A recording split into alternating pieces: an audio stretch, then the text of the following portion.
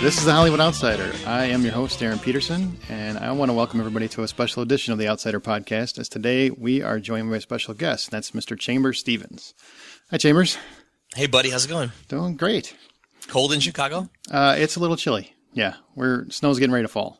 Uh-oh. So I'll be there in 2 weeks, so will hold it off. You should not, because come in April, roughly April. Just to give everybody that's listening an idea, Chambers is an accredited author, actor, playwright, and above all is a renowned children's acting coach. He's coached thousands of young actors for television, film, commercials, theater. He's also the founder of the Nashville Shakespeare Festival, and especially the Chambie Awards, which is what he's mostly here to talk about tonight. We'll get a little bit more in detail into that later, but essentially what the Chambie Awards are is an awards event recognizing the best in young actors working today, and a large reason he's agreed to sit down and talk to us. So with that, how the hell are you outside of warm? I am doing fantastic. It's an exciting time to be in Los Angeles right now. A very strange thing is that, because of the recession, the average American went from watching 4 hours of television a day to 5.5 hours of television a day, which means that there are so many more people watching television, which means there are so many more TV shows debuting, which means there are so many more jobs for actors. So I'm coaching like crazy. Wow. Right now. Now, so whenever it takes an uptick, whenever more shows are produced, more films produced, obviously there's more kids trying to get into the business. Exactly. Now, do you catch them generally? We'll get into specific questions here in a minute, but when you coach them, do you catch them usually young, or like when they first hit the business? I mean young in terms of business sense. Well, there's many different kinds of coaches. There's some coaches that go to the set and do that kind of thing. There's some coaches that be brought in, and I'm usually the coach who starts from the very, very beginning. I travel a lot. I'll be going to Baltimore very soon. I'm getting ready to go to Chicago. I'm going to go to Miami. I just got back from Dallas and Atlanta, and I find actors all over the United States. And I work with a lot of different agents, and I usually help them. They come and work with me, and then from there, things happen. That's very impressive. The thing about it is people always think they see it from the American Idol thing. There's not a lot of talent out there. The problem with America is there's too much talent out there. There's a lot of talent out there. You'd be surprised how many really great people that I see. They need polishing. They need a lot of polishing. Mm-hmm. But as far as talent, there's a lot of talent in America right now. And you've worked with a lot of them too, which we'll get fortunate. We'll get into in a second. First, the number one thing that we ask on this show of anybody that guests is just so we have a feel for you as a moviegoer. Or what are your top 3 favorite movies? One would be It's a Wonderful Life by Frank Capra. I love that movie was a huge bomb and then, of course, became a great classic. There's a great story about Frank Capra. I live very close. My studio is very close to the Chinese theater. Mm-hmm. So it's a very, he went to the premiere of that movie. I believe as he was getting ready to go into the premiere, he found out his child had been killed, mm-hmm. dead. And of course that just destroyed all about that movie. And that movie then has life of its own and really went on to become this amazing classic. Another movie that makes me really just so happy is Singing in the Rain, the Gene Kelly movie. It's beautiful. I just love that film, and it's like a perfect musical, and it's great. And then I love Memento. That's a drastic change from the first two. I know, but what a great guy who can't remember his part of his life. I love interesting storytelling, and that film is is told so well. And what a challenge for the actor at each moment, not being able to in a couple minutes you can't remember what you did 5 minutes ago. Right. I mean, I love that concept. That's interesting. I will honestly tell you that's the first time anybody said Memento. So kudos to you, sir. Do you like that film? I love that film. Yeah, but unfortunately, I think it's one of those quiet secrets that not enough people talk about. It's better than any of the Batman films, and it's really better than Insidious. It's better than any other film he ever did. Not Insidious. What was that film he did? Intervention. Oh God. Whatever that film is, it's better than all those films. Memento is fantastic. It's just a great movie. It's Insomnia. like its usual. Insomnia. Insomnia, right? Insomnia, right? I think it's just, I love Memento. It's just great. If you have never seen it, it's like Run Lola Run. Mm-hmm. If you've never seen Run Lola Run, you got to see that one too. That's a great one. That is great. Well, let's get into kind of the actual interview so we can find out a little bit more about you. Okay. Basically, I did give a brief synopsis of you, but why don't you tell us a little bit about yourself and what you've done in the business? And well, I'm originally from Nashville, Tennessee. I wanted to be an actor since I could breathe. Obviously in Nashville, Tennessee in the 1970s and 60s, there wasn't a lot of opportunities for actors. So, I danced, I tried to sing, even though I'm not a great singer. I did every kind of play possible. I did everything imaginable, and just dreaming of the day that I could actually make something happen. I lived in a small town called Hendersonville, which is known in the Guinness Book of World Records as having more country music stars per square inch than any other place. I mean, like, Johnny Cash was the sponsor of my Little League baseball team. Mm-hmm. And Roy Orbison lived down the street. And so I was around the show business people, but I didn't really, I wasn't a country music person, so that wasn't my thing. I went to the Conservatory of Theater Arts at Webster University in St. Louis for 4 years. And when I got home, my first audition was for a commercial. And the commercial was a public service announcement. The producer really wanted me to the producer did not want me to be in the commercial, and the director did not want me to be in the commercial. The producer wanted one guy, the director wanted another guy, so they decided to these were going to be a series of commercials, like 10 different commercials, and they decided to take the audition tapes to a school. And they took the audition tapes to a school, and they decided, just to make it fair, they threw a third guy in there, me, and they threw me in there, and all the kids unanimously voted for me to be the lead of this certain commercial. Mm-hmm. That commercial led to 35 more commercials, public service announcements. We won the George Peabody Award. We won 6 Emmys for that series of commercials. And at the time, I was doing extremely well in Nashville. I started the Nashville Shakespeare Festival. I was directing plays left and right. But my heart was really about film and television, and working with people in film and television. My wife, Betsy Sullinger, she was working on the TV show Hee Haw. You remember that TV show? I do remember Hee Haw. As a PA. And so she wanted to obviously be in somewhere bigger. And so we moved together after being married 1 month. We moved to Los Angeles 21 years ago. Wow. I had taught some acting classes in Nashville, but, obviously I knew that LA was a whole different market, and it wasn't going to happen to be, show up from Nashville, Tennessee and say, okay, here I am, an acting teacher. Yeah. But sometimes the universe, sometimes God has a different plan. So I got a job the first day I was there delivering packages. And there's a thing called the Thomas Guide before they had GPS. It was this huge book, and you look at this book to find out where, your delivery is. So they were testing me, see how good I was. So they sent me to this house in Beverly Hills. I go to this house in Beverly Hills. There's a guard, like a big gate and a guard. And He says, you have to park your car here, and I have to walk way down this long, long driveway. And I get to the bottom, and there's a 10-year-old or 12-year-old kid, and he's crying. And I'm like, what's the matter? And he says, he's crying, and, I care because I'm from Tennessee. Mm-hmm. So I say, what's the matter? And he says, I have this audition today, and I hate the coach I'm going to. My mom's making me do this coach, and I don't like him. And I said, well, here, let me help you. And so I start helping him with the lines. And after about 15 minutes, the mother comes out to the backyard and says, who are you? Very suspicious. And the kid says, this is my new acting coach. He comes to your house. And the mother says, do you charge as much as the other guy? And the kid says, yes. Okay. And the mother goes, I'll go inside and get you a check. Okay. So he goes inside, and she gets me a check, and she handed me a check, which is a lot more money than I was going to make as a delivery man. And so I said goodbye. I wrote my number on top of the script. I went back to the delivery company. They said I flunked the test because I had taken so damn long. Mm-hmm. And I went home, and the kid booked the job. And the agent called and said, I told you the acting coach was fantastic. And the mother, being from Beverly Hills, said, oh, please, we didn't use him. We used Chambers Stevens. He comes to your house. And the agent said, oh, my God, he does? And they called me right away, and I had 7 clients on day 2. Wow. In L.A. And so there I was. I was an acting coach, and that's how it worked.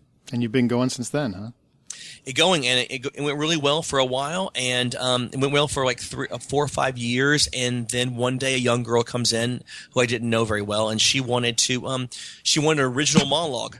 And I decided to, instead of just like looking for one, I decided to write it, and I wrote it. And she took it to the agent, and the agent said, hey, who wrote this monologue? This is one of the best monologues we've seen in a long time.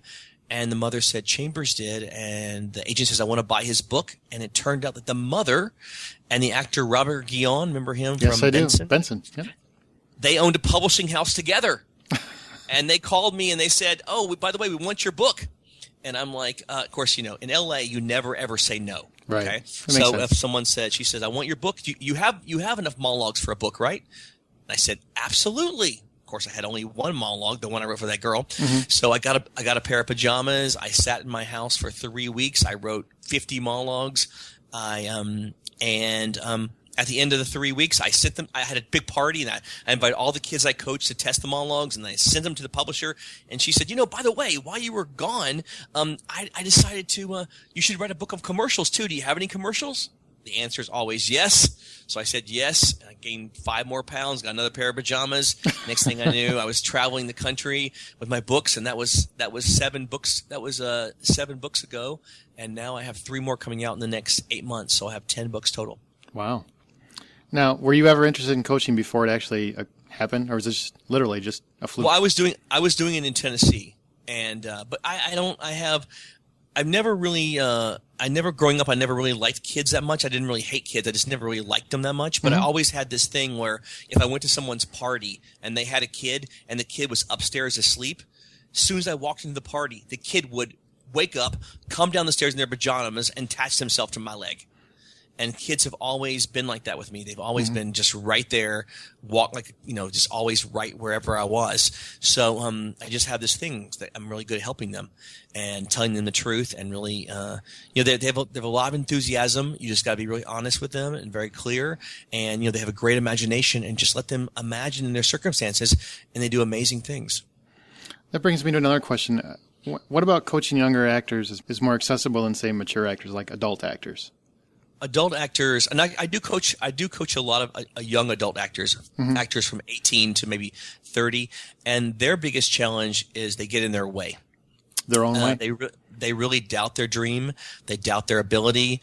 If you want to make money in this business as a coach, what you do is you find someone and you tell them, hey, you got so much talent, but you really need me. You know what I mean? Yeah. And they become like, and then a lot of these coaches I meet in Chicago and New York and LA, they act like they're some kind of freaking savior or something. Okay. And they try to act like that they're the person that, you need me. And they're coaching from a viewpoint of lack. I don't want to have a person follow me around for a year, trying to find every ounce of wisdom I can get. I want a person to come work with me, be fantastic, let me polish them and get them ready, and send their ass out the door and get a job so I can brag on them. You know what I mean? You think too many, hypothetically, too many coaches might want to milk that client for all they're worth, essentially? That's not hypothetical at all. No. That's exactly what my competition does. That's just sad. Actually. It's exactly what my competition was. And people sometimes come to me and they'll say, look, I've improved a lot since I've been here. But you treat me really nice, and I need someone to be just really, really, really hard on me. I need someone to be really hard on me. And, they'll leave me as a coach, and I'll see them like 6 months later, and they're just destroyed because that person took all their confidence. That person took all their money, and they already had what they needed. They already had. All they need to go is to an audition. And there's a lot of parents that jump on that bandwagon, right? Well, crazy parents don't get to me. By the time they get to me, I very rarely have a crazy parent. That's good. My assistant either, in the places that I go, crazy parents are not invited. But every once in a while, one will get through the door, and I'll have to deal with them. But most of the time, it's like this. It's like an accountant. An accountant's like, oh my gosh. Okay, I don't know anything about anything but money and counting money, but my son is a tap dancer. What do I do? I'm the person that helps them figure out what to do with the tap dancing son or the guitar playing girl or whatever. Do you think younger actors are a little easier to work with, or a little more difficult than, say, your 18 to 30-year-olds? No, I think they're all. I don't think easier or harder really. They just are. They're just, if they want to be there, it happens. If they don't want to be there, well, then they're not usually don't get the job, because usually the producer smells they don't want to be there. Or if the producer smells that it's the mother's idea or the father's idea, then they don't get the job either. I'm sure that happens a lot too. It does happen. Well, let me ask you a question. And you've worked with a lot of young actors. Mm-hmm. What do you do? Because we've heard horror stories after horror stories of kids that have gotten stardom a little too quick, weren't ready for it. Do you do anything to prepare them for that, or is that the agent's job? Your job is to teach them how to be an actor, and then... Well, a great story is, you remember the guy who played Urkel Yeah. on the TV show Yes. Family Matters, right? Okay, so his first day on the set. All right, he's there and he's sitting in his makeup chair, and the mother gets a phone call, and she needs to go and take the phone call. And Urkel says, we'll call him Urkel, okay? He says to the PA, "Can I have a glass of water?" And the PA, of course, gets him a glass of water, and he comes back. And just at that moment when the PA's handing Urkel a glass of water, the mom says, "Excuse me, did you bring my son a water?" She goes, "Yes." He goes, "Did he ask you for that water?" She says, "Yes." And the mother says, "Thank you very much. I appreciate that." And later, after the whole day is finished filming, the mother says, "Can I talk to everyone for a second, please? Today, this PA very graciously brought my kid a glass of water, and I really appreciate her generosity. But my son is not a prince. He's not a king. You will not wait on him. So today, as his punishment for asking someone else to wait on him, he will empty all the trash out of all of your trailers. Wow. So please don't wait on him." Now, how many times you've seen him on the front of the National Enquirer?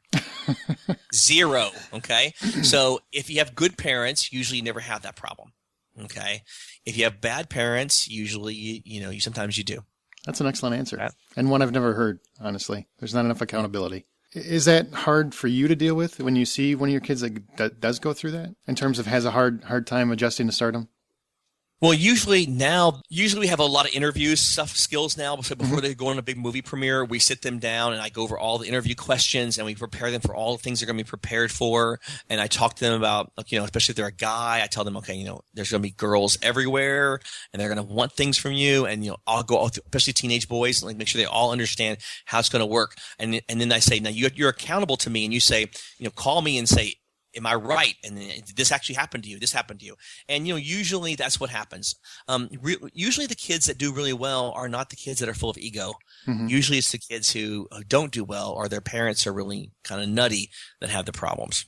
Well, moving on from that, you're an author and a teacher. You've written several books, as you talked about, the Hollywood 101 books. Hollywood 101, right? Yeah. Mm-hmm. And you were actually honored for the Society of Children's Book Writers and Illustrators Author of the Year Award.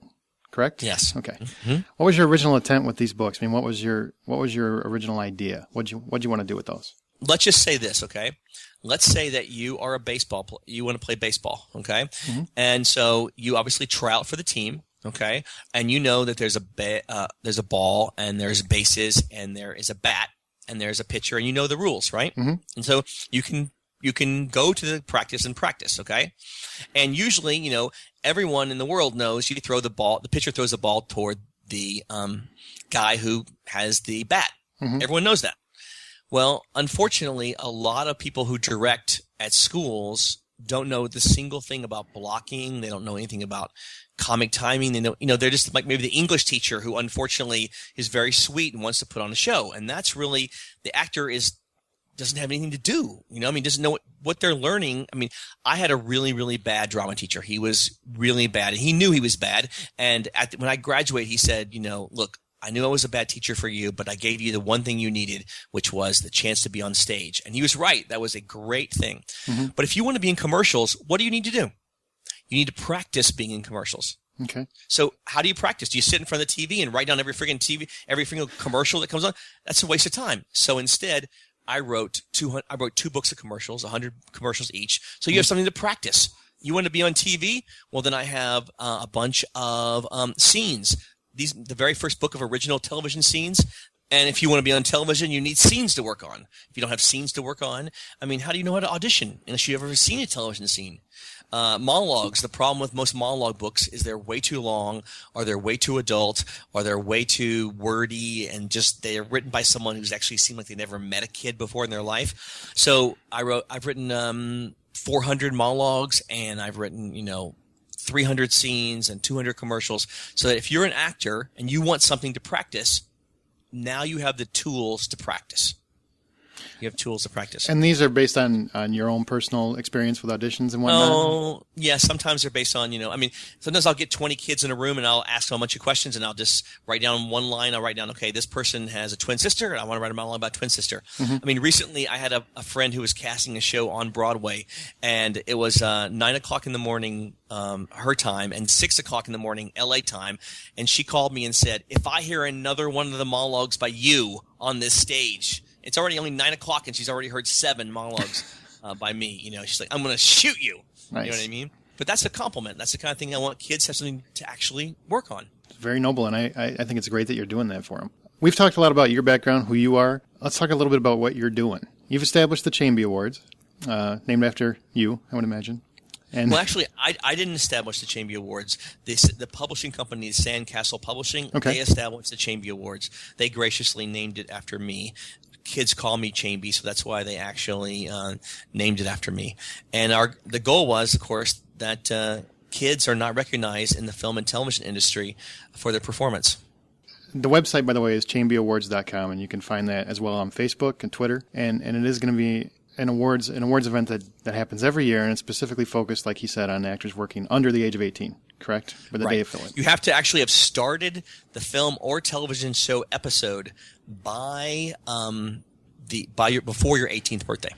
Okay. So did they come to you and just say, we want to do an award show, we want to use your name because we appreciate all you've done, and here's what we're going to do?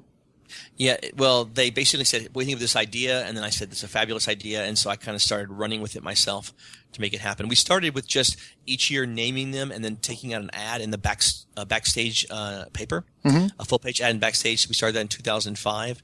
And this year we're just going a little bit bigger, by creating a website and also by doing a live broadcast of and the announcing of it. And our goal is to make a much bigger show that we can actually raise money for children's charities. You're doing... I'm sorry, go ahead. Probably Smile Train. That's the organization that has people who have different deformities with their mouth, Yes. And since actors smile all the time, I thought that would be a really great organization to help young people around the world. You could have an operation on your mouth for like $200 if you just donate that money. So We're working on something like that. And you said it's going to air. Is it going to air on television or on the web? Well, our goal is eventually it will air on television, on cable television. But first, it will just air on the internet for the first time. Now, how has it grown since the original conception? I mean, obviously, it was originally very small, like you said, newspapers and whatnot. And what steps are being taken outside of, obviously, you're doing some ground marketing right now and some other stuff that you've got coming up. How are you trying to grow participation in this? One thing you have to understand too is finding the nominations for the Chamby Awards is, there are a lot of movies. There are a lot of movies that come out. So watching of the movies is like almost a full-time job, finding all the movies. And the movies have to be in English, and they have to have been released actually in a movie theater. Okay. The harder ones, we used to do the television awards and the film awards at the exact same time, releasing them in January, but that became too big. So this year we're doing the film awards in January and releasing the TV awards in May. January 4th and May 4th, correct?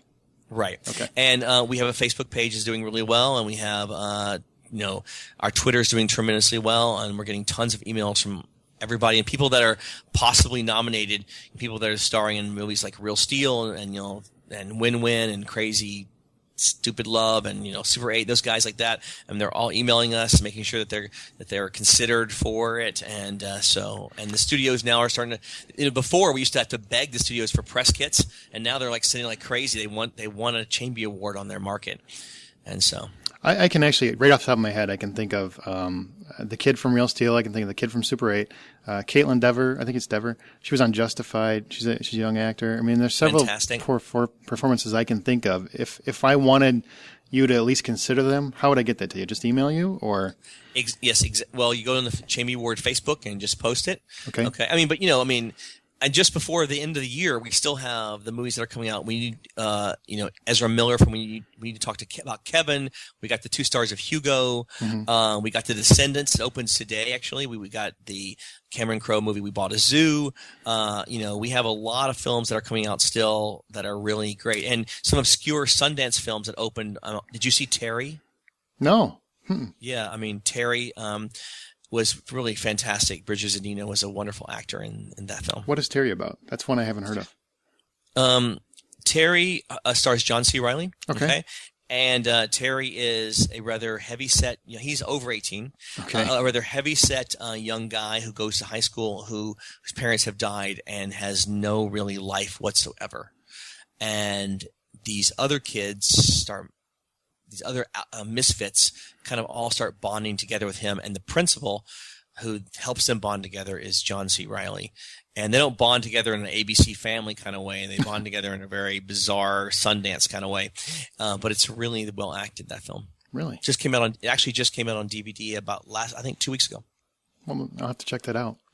And I want to be honest with you, and especially to our listeners. Normally, we're pretty sarcastic on this show, and we try to look at Hollywood and with a sly tongue, I guess you could say. But we're avid film fans, and I want to tell you that we talked about it, and we sincerely appreciate what you guys are trying to do. Great, thank you. We've mentioned several times that there's several areas that Hollywood kind of underserves. Stuntmen are another one, right? I think there should be more recognition for what they do. But child actors, I think very often, unless you're lucky enough to be a Jodie Foster, I mean, you're forgotten. So when you started this, is that kind of, or when they started it and you got more involved in it, were you kind of hoping that it would bring more attention to the child actors themselves and give them recognition for the hard work they're actually putting in that nobody seems to appreciate? Yeah, especially what I'm mainly concerned about is their individual performances. Mm-hmm. Okay. Dakota Fanning is she's the Meryl Streep of her generation. Mm-hmm. And Dakota Fanning kicks ass in every single performance. I mean, she is fantastic. And Bailey Madison, have you seen her in that film, Just Go With It? Did yes. you see her? Yeah, she was great. She was hilarious in that film. And Don't Be Afraid of the Dark. I mean, she was equally great as a dramatic actress. That came out in the same year. Mm-hmm. And Chloe, I can never remember her name, but Hit Girl. But she was in a movie called Let Me In. And she was fantastic. Chloe Grace Moretz. Thank you. And she was fantastic. Very, very strong young actress. And there's a lot of them out there. Oh, yeah, and they're fantastic. And the reason they often don't get nominated, especially now that we're having 10 movies, and I really like Leonardo DiCaprio, but dude, do a comedy. I mean, you know what I mean? I mean, smile a little bit, do some kind of different, show them a little more range, you know what I mean? I mean, Bailey Madison was as funny as Jim Carrey and Just Go With It. Mm-hmm. And she held her own definitely held her own with the lead of Memento and Don't Be Afraid of the Dark. Mm-hmm. You know what I mean? Guy Pearce. Actually, Don't Be Afraid of the Dark, she was the best part of that movie. Yes, hands down. By far. And so that's a very, very versatile actor. She's starring in the new Billy Crystal film that my friend Andy Fickman is directing right now. Really? And, she's really fantastic. And, I think you got to understand these people are good. So why shouldn't they be recognized? Now, I understand maybe they shouldn't be nominated for an Oscar. An Oscar is something that goes for a long time, so they should have their own award show. So that's what we're doing. Well, I don't know. I mean, sometimes, like True Grit last year, she totally deserved to be nominated, and I'm glad that the Academy actually honored her, because too often you see a great performance by somebody that's quote unquote a kid actor, and nobody seems to pay any attention. I mean, they'll talk about it and it'll make the reviews and critics will acknowledge it, but they won't nominate it for anything because they're young, and unless you're way overboard and the piano or something like that, you really don't see many child actors getting nominated. They used to have their own awards. Mm-hmm. They used to have honorary child Oscars, and they gave one to Shirley Temple and Mickey Rooney, and they've given one to different people like that. They used to have those. I think they stopped those in like the 60s sometime, or 1970 something. And so since then, they haven't been acknowledged. I really love what you guys are doing, because at least you're getting it out there. Do you guys have any plans if this takes off like you hope it does, and you eventually hope it's going to get to a larger level, obviously? Are there any plans to maybe expand the categories a little bit, maybe like the Golden Globes do with drama and comedy, or do you want to keep it kind of the way it is? Well, right now, that's actually a good idea we haven't thought about. We do have a Best Ensemble award, just like the SAG Awards do, and we actually give an award to the Best Documentary that has to do something with issues that deal with children. Really? Yes. I didn't know that part. I didn't see that. Yes, and we're thinking one of the high contenders this year is the film that Jamie Foxx produced called Thunder Soul. Okay. Which is really interesting. There are no children in it, but it is a film about a high school band which was killer, and this high school band getting back together 25 years later. But it's about how these young inner city kids, their lives basically sucked until they got in the band, and how the arts made a tremendous difference in them. And that's why you can check out, and it's called, their band is, the album is called Thunder Soul, and you can check it out on iTunes. They were just the best high school marching band that you've ever heard. I mean, they just tore it up. Mm-hmm. And when Jamie Foxx heard this story, he decided to make a documentary about it. And it came out a couple months ago. I'll have to check that out. But there's also one called The Harvest, which is about all the little kids that pick all the vegetables that you and I eat every day. So there's a documentary called The Harvest? Yeah, isn't that terrible? I mean, these little kids who are working in the fields every day to pick the friggin' vegetables that you and I eat. Yeah, that's pretty terrible. So there's, I think we want to also raise social issues too by picking and raising awareness to films like that. I think that's very noble. I know the website, chainbeawards.com, is generating a lot of word of mouth. Your presence on Facebook and Twitter is taking off. I've been to the Facebook page, like I said before I even talked to you guys. It's a nice page. The website looks very, very sleek. You can tell that you guys are trying to build some traffic, and I hope everybody checks it out. There's links on the website, thehollywoodoutsiders.com. There's a link to his website. Is there anything you want to ask of our audience in terms of spreading the word and getting the word out there? Is there anything they can do? If you think of some, especially in the television market, if you think of some kind of nomination that you think someone should definitely be recognized, our nomination period is from May 1st of 2011 to May 1st of 2012. Make sure you tell us who you really think. The young lady from Justified is definitely someone we've heard about a lot. Obviously, the kids from Modern Family, they've won a couple of times. Also, Kiernan Shipka from the TV show Mad Men. I think she's the youngest person to ever win multiple SAG awards. So that's it. So if you would, and let us know other than that, just tune in on January the 4th and like our Facebook, and we'll give you more information. They can go to the website. Is there anything that they can do in terms of passing the word along to their friends other than the Facebook page? I mean, is there anything that are there links on your site that they could share? Well, there's a lot of links on the site. We're thinking about also starting a Hall of Fame too of kids' best performances. So there's a lot of things, ideas that we're suggesting and thinking about, which are and famous scenes from everything from 16 Candles to Stand By Me that are on the page, and you can click on those and see some of the great performances and some of the ideas that we talk about why kids are great. I mean, look at the kids from Harry Potter. Mm-hmm. You know what I mean? Look at their performances in the first one, which are decent, to look at their performances now, which are phenomenal. Oh my God, I just did that. We just did a back-to-back marathon like a few months ago. It's phenomenal how far they progressed, how well they've done. Those kids they started off kind of where Right. you don't really know what Chris Columbus saw in that kid, but now he's a quality actor, I would say. Yes, and I mean, especially Ron Weasley, the guy who plays. I mean, wow. Yeah. And what's really amazing in those films too is a person who might have one line like Jenny or Neville, how good they turned out to be in the end. You know what I mean? That's real surprising. Let me ask you a question, totally off topic. As somebody who's an acting coach, Harry Potter films are a great example because that's 8 movies total. Mm-hmm. Over that entire span, which is about 10 years, because I think it started in 2000 or 2001. Mm-hmm. How do you know when you interview a kid that they're going to be able to sustain acting for the next 10 years, as well as be relevant and good 10 years from now? I mean, how do you?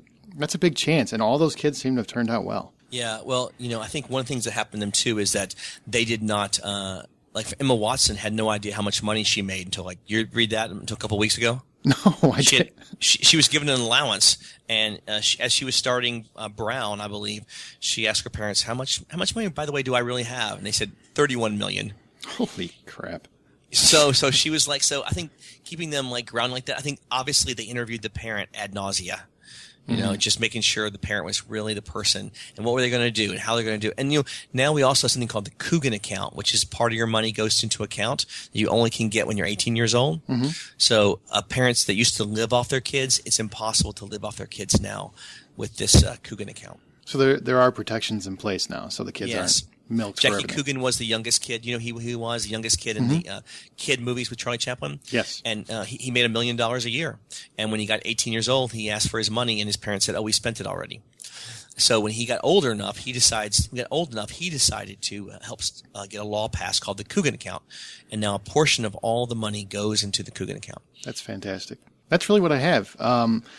I want to thank you for coming on because I know it's taken out of your time, and you've got a lot going on. So I appreciate you coming on. Oh, I had a great time. And you're always welcome to come and join on the regular format if you want a little sarcasm in your day. I love it. I really appreciate you coming on because I know that this is a podcast. It's not the largest format in the world, but we do have a lot of dedicated listeners, and they appreciate the chance to help get the word out on your award show. And that's the Chainbee Awards, chainbeeawards.com. You can also find them on, is it Facebook/Chainbee Awards? Is that what it is? I think it is. Okay. Mm-hmm. And you can find them on. All you got to do is type Chainbee Awards in. There's only one Chainbee Awards, and so. Absolutely. And it's we have on a there? We have a killer commercial airing in the next couple of days that you're going to love too. Or is it going to be on the Facebook page? Yeah, all over the web, yeah. Really? So nice. Right. I'll be looking for that. If you can send me a link, I'll put it up in the show notes. Great. Feel free. Any parting thoughts? Anything you want to proclaim before we wrap up? You going to go see Twilight? Not yet. I'm actually waiting until the part 2 comes out, and then I'm going to watch them together. Are you? You don't have to. Nobody's going to make you do it. You can Yeah, but when you work with kids, if you don't see those movies, they act like you're an idiot. Okay. Fair enough. So you got to be ahead of the game. You know what I mean? You got to be ahead of the game. Fair enough. I want to thank Chamber Stevens for joining us today. So I appreciate you coming on. Everybody, be sure to check out ChamberAwards.com, also Facebook and Twitter. And if you have any questions or thoughts, you can email me at feedback@thehollywoodoutsiders.com, or you can email Chambers via his website. So be sure to do that. Thanks again for listening. And the next time you head into a theater to suffer through Twilight, make sure to buy popcorn.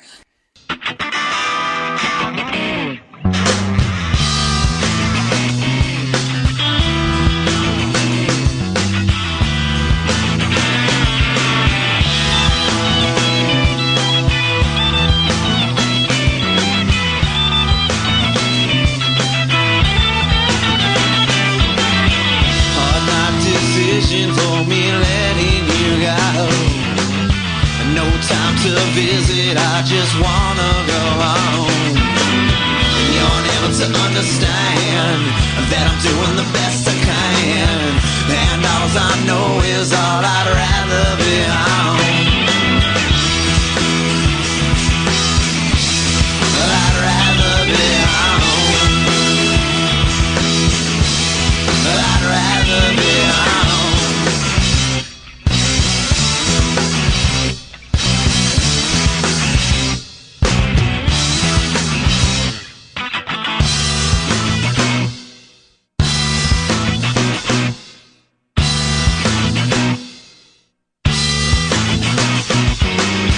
You said my love is blind, I just gotta clear my mind.